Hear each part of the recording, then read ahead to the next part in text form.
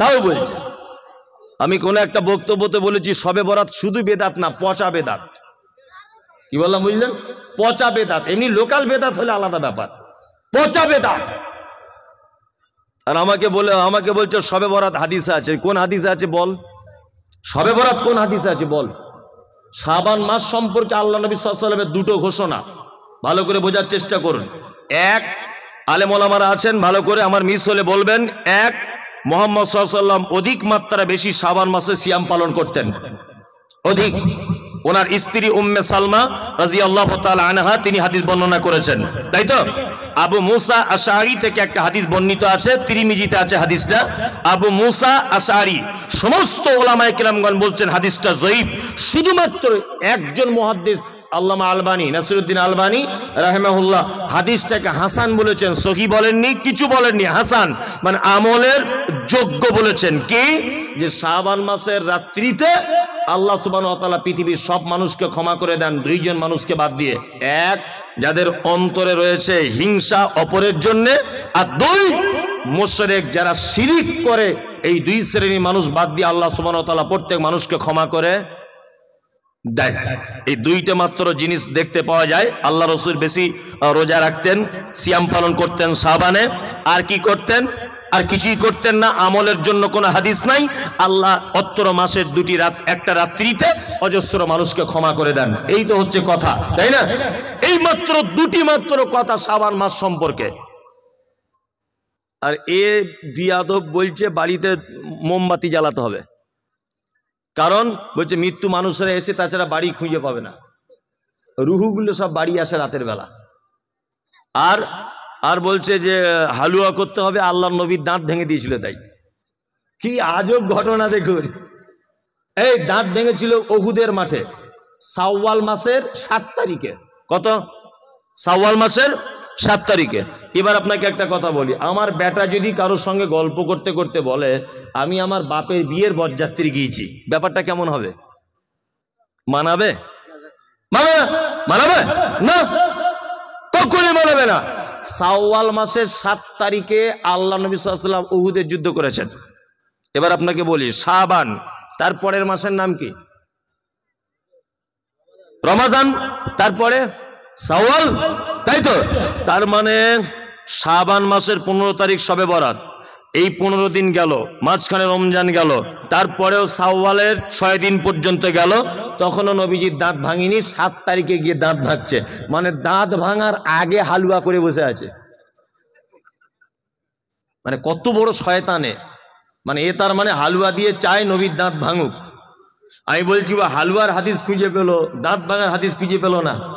ও যদি এত নবী প্রেমিক হবে, সামনে দুটো দাঁত বাড়ির নোড়া দিয়ে ভেঙে দিক না দেখি, তাহলে বলবো বাপের বেটা, ও দাঁত ভাঙবে না, ও হালুয়া খাবে।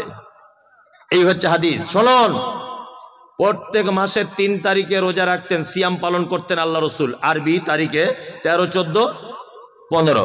এই রোজা যদি কারো রেখে যদি অভ্যাস থাকে, সেও শাবান মাসে 13, 14, 15 রোজা বা সিয়াম পালন করবে।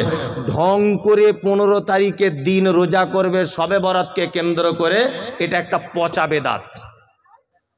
চলুন, এই রাত্রিতে কবর জিয়ারত করা বেদাত, এই রাত্রিতে কোরআন খতম করা, হুজুর ডেকে আনা, বাড়িতে মোমবাতি জ্বালানো, হালুয়া করা, যাবতীয় আড়ম্বর, যত রকমের অলৌকিকতা, যত রকমের সৌন্দর্য, মানুষের মন জয় করা, সমস্ত কিছু হচ্ছে বেদাত। মুহাম্মদ সাল্লাল্লাহু আলাইহি ওয়াসাল্লাম বলেছেন কুল্লু বিদআতিন যালালা ওয়া কুল্লু যালালাতিন ফিন্নার।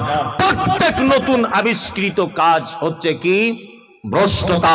প্রত্যেক ভ্রষ্টতাকারীর স্থান মধ্যে, নার মানে আগুন, আগুনের মধ্যে। খুব সাবধানে থাকবেন। বলতে বলতে বলতে বলতে মুনাফিকের কথা এতদূর পর্যন্ত চলে এলো, তাই তো? এবার আর একটা দুটো মানুষের পরিচয় করে দিব। ফাসেক নাম শুনেছেন? ফাসেক নাম শুনেছেন? ফাসেক কারা? ফাসেক হচ্ছে ওই লোক, ভালো করে বুঝবেন, ফাসেক ওই লোক যে লোক কাবিরা পাপের ভিতরে দীর্ঘদিন যাবত আছে, কাবিরা পাপ জানার পরেও ছাড়তে পারছে না, এ কি? ফাসেক। তবে ফাসেকরা ইসলাম থেকে খারিজ হয়ে যায় না, ফাসেকদের ব্যাপারে ডাইরেক্ট জাহান্নাম ঘোষণা করা নেই, তবে আল্লাহ সুবহানাহু ওয়া তাআলা ফাসেকদের ব্যাপারে বলেছে ওয়াল্লাহু লা ইয়াহদিল কওমাল ফাসিকিন, ফাসেকরা কখনো সঠিক রাস্তা খুঁজে পায় না। ফাসেক কাকে বলে? পিতামাতার সঙ্গে অসৎ ব্যবহার, ও কি ফাসেক? দাড়ি চাঁচা, এটা কি কাজ? ফাসেকি কাজ। ওই যে মৌলী সাহেব কুটকুট করে চুলকায়, চুলকায় মৌলী সাহেব। আবার অনেকজন বলছে আমার বউ কেমন করে, আমার বউ বলে দিয়েছে, রাখতে মানা করে দিয়েছে। তোমার বউ কি একেবারে দিব্যা ভারতী? তোমার বহুকে চেনে কজন? এই গোলাম হোসেন চেনে কজন? ওই যে দক্ষিণ আফ্রিকার না কোথাকার একটা ক্রিকেট প্লেয়ার আছে, এত বড় বড় দাড়ি, না কোথায় বাড়ি ওর, কি নাম ওর? হাসিম আমলা। এত বড় বড় দাড়ি, প্লেনে বসে আছে, ওর বউ বোরকা পরে ওর সাইডে বসে আছে, আর ও কোরআন মাজিদ তেলাওয়াত করতে করতে নাকি হাতে নিয়ে পড়তে পড়তে যাচ্ছে। ইন্টারন্যাশনালি ক্রিকেট খেলছে একজন দামি লোক, এত বড় বড় দাড়ি, তার বইয়ের লজ্জা লাগে না? হ্যাঁ, আর এ বলছে অফিস আদালতে কাজ করিতে মৌলী সাহেব, ব্যস্তর কারণে ওই জন্য দাঁড়িয়ে রাখতে পারছি না, একটু দোয়া করবেন, আগামীতে রাখবো। তোমার দাড়ির জন্য আমার দোয়া করার দায় এসে যায়? তোমার দাড়ি বাড়ার জন্য আমি দোয়া করব? বদমাইশির জায়গা পাও না। হাসিম আমলাকে সারা পৃথিবীর লোক দেখছে, তার লজ্জা লাগে না? তার অফিস আদালতে যেতে হয় না? তাকে প্লেনে করে এদেশ থেকে ওদেশ ছুটতে হয় না? ইন্টারন্যাশনাল ক্রিকেট প্লেয়ার হিসাবে মাঠে নামতে লজ্জা লাগে না? আর তোমাকে পুলিমদার লোক চেনে, সারগাছির লোক চেনে, গোটা মুর্শিদাবাদের লোক তোমাকে চেনে, কেউ চেনে না। তোমার লজ্জা কিসের? লজ্জা লাগছে, আশ্চর্য ব্যাপার। হচ্ছে ফাসেকে, কারণ এটা একটা বড় পাপ। এটা বড় পাপ জানার পরেও ও যে চাচ্ছে বারবার, এই কারণেও ফাসেক। তবে একটা কথা বলে দিচ্ছি, ফাসেক আপনি যদি এই কাজের কারণে হন, তাহলে আপনাকে তওবা করে ফেরত আসতে হবে। এখন রাস্তা আছে যে আপনি ফাসেকে আছেন। কি বলছি মাথায় থাকবে এটা? তওবা করে ফেরত আসুন। আর একটা কথা বলছি, আপনি পুলিন্দা মাদ্রাসায় 1 লাখ টাকা দান করেছেন, এসব বাস্তব কথাগুলো কেউ তুলে ধরে না। পুলিন্দাতে 1 লাখ টাকা আপনি দান করেছেন মাদ্রাসাতে। এখন এই মাদ্রাসায় দান করেছেন, প্রত্যেক বছরে করেন, আপনি মারা গেলেন। আচ্ছা বলুন তো, আপনি যে মারা গেলেন, আপনার কাফন জড়ানো আছে, সবাই আপনার মুখটা দেখতে আসছে, দেখতে আসে না? কাফন থেকে মুখটা বার করে দেখে। আচ্ছা বলুন তো, আপনার মুখটা দেখে বুঝতে পারবে যে এই লোকটা বড় দানি ছিল? দেখা যাবে? বোঝা যাবে না? আত্মীয়তার সম্পর্ক আপনার ভালো ছিল, আপনার মুখ দেখে কেউ বুঝতে পারবে যে লোকটার আত্মীয়তার সম্পর্ক ভালো ছিল? বোঝা যাবে? যাবে না। পৃথিবীতে একটা মাত্র চরম পর্যায়ে সুন্নত আছে, সেটা হচ্ছে এই।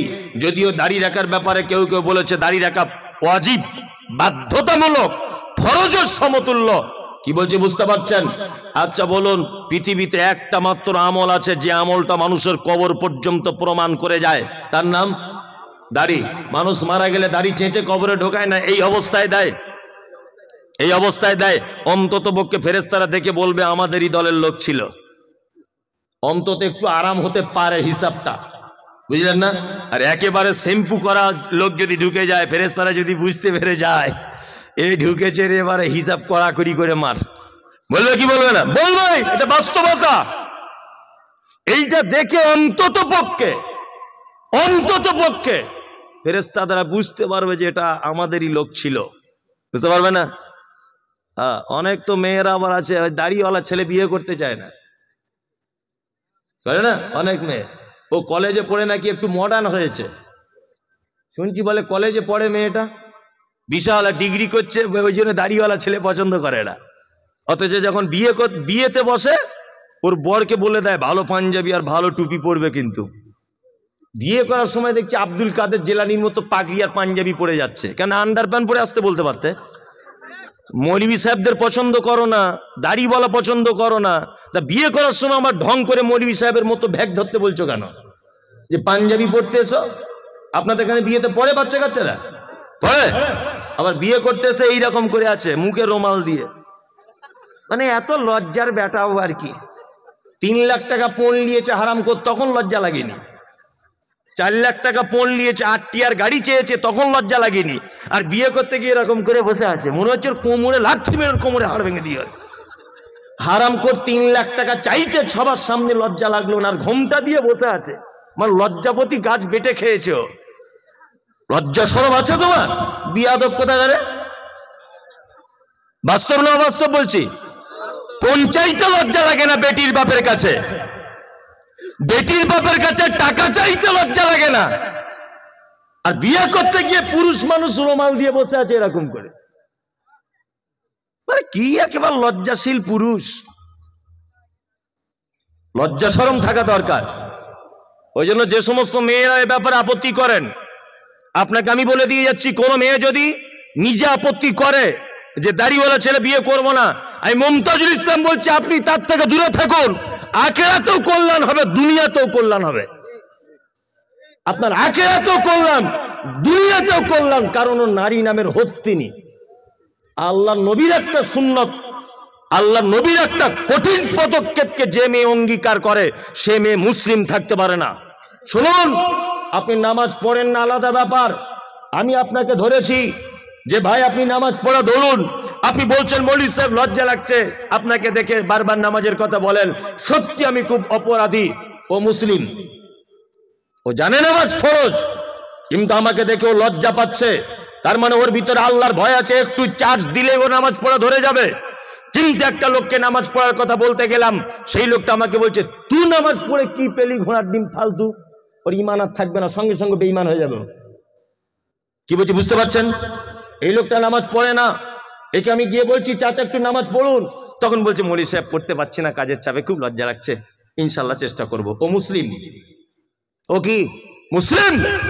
আর উনি যদি এ কথা বলেন যে তুমি নামাজ পড়ে এতদিন কি করলে, আমি ঘোড়ার দিন নামাজ না পড়ে 2 তলা বাড়ি করে নিলাম, তাহলে উনি বেঈমান। ও আর মুসলিম থাকতে পারলো না।